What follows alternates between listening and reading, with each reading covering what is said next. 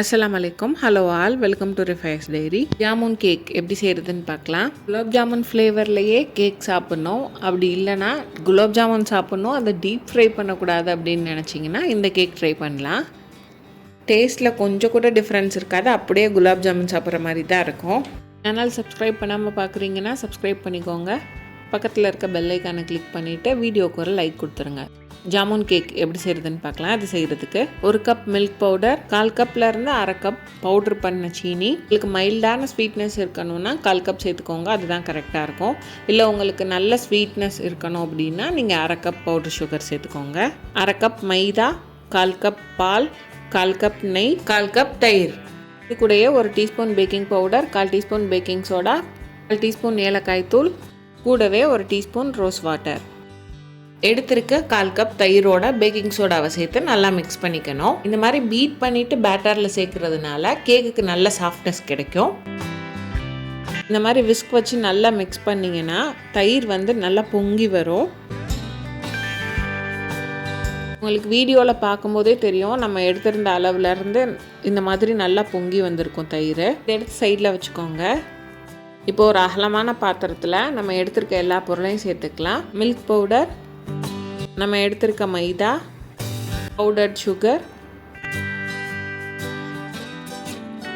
Packing சோடாவோட சேர்ந்து mix பண்ணி வச்சுருக்க தயிர், நெய், இது கூடவே 1/4 கப் பால். நான் மொத்தமாக 1/2 கப் எடுத்தேன், அதுலேருந்து நான் 1/4 கப் மட்டும்தான் சேர்த்துருக்கேன். நான் பேலன்ஸை தனியாக எடுத்துட்டேன். 1/4 கப் பால் கரெக்டாக இருக்கும்.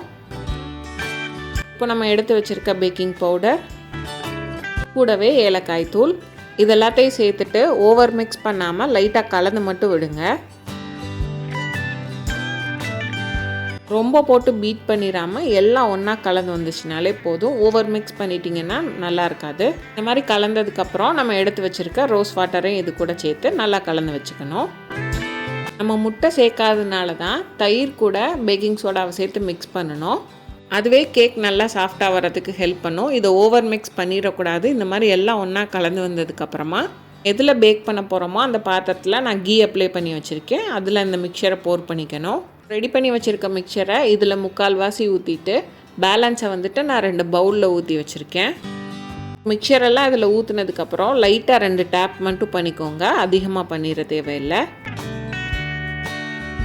பேலன்ஸ் எடுத்து வச்சுருந்த மிக்சரை இந்த மாதிரி 2 பவுலில் ஊற்றி வச்சுக்கிட்டேன்.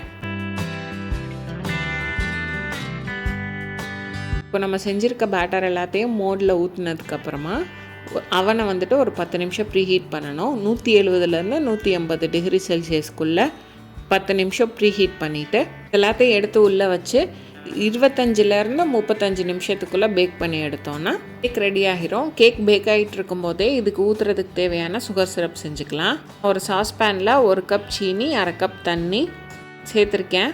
இது கூடவே 3 ஏலக்காய், கொஞ்சமாக குங்குமப்பூ, இது ஆப்ஷனல் தான். எல்லாத்தையும் சேர்த்துட்டு லைட்டாக கலந்து விட்டுட்டு அப்படியே அதை விட்டுருங்க. தண்ணி நல்லா கொதித்து சீனியெல்லாம் நல்லா கரைஞ்சி வரணும். இந்த மாதிரி நல்லா கொதித்து நம்ம சேர்த்துருக்க சீனியெல்லாம் கரைஞ்சி வரணும்.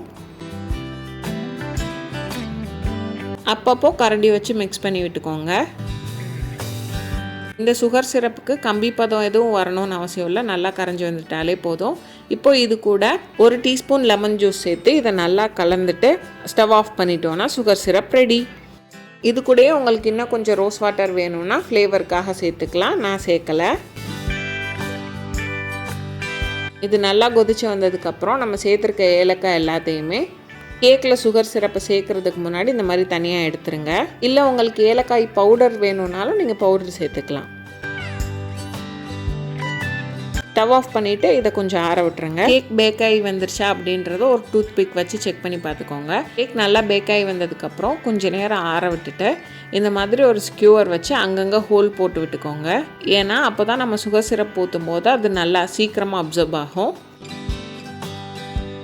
அங்கங்கே ஹோல் போட்டு விட்டதுக்கப்புறமா நம்ம எடுத்து வச்சுருக்க சுகர் சிரப்பை கொஞ்சமாக சேர்த்துக்கிட்டா போதும்.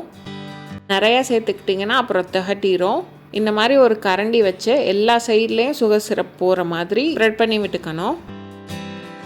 சுகர் சிரப் சேர்த்ததுக்கப்புறம் மினிமம் ஒரு 1/2 அன் ஹவராவது இது நல்லா ஊறணும். இப்போ நான் பவுலில் செஞ்சதுலேயும் அதே மாதிரி ஸ்கியூவர் வச்சு நல்லா ஹோல்ட் பண்ணிவிட்டு சுகர் சிரப் சேர்த்துட்டு இதையும் ஒரு 1/2 அன் ஹவருக்கு ஊற விட்டுட்டேன்.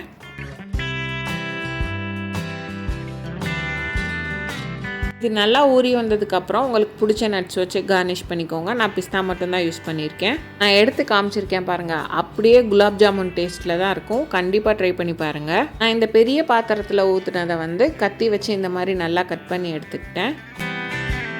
எனக்கு ஸ்கொயர் ஷேப்பில் வேணும்னு சொல்லி நான் அந்த மாதிரி கட் பண்ணி எடுத்துக்கிட்டேன். உங்களுக்கு என்ன ஷேப்பில் வேணுமோ அந்த ஷேப்பில் நீங்கள் கட் பண்ணி எடுத்துக்கோங்க.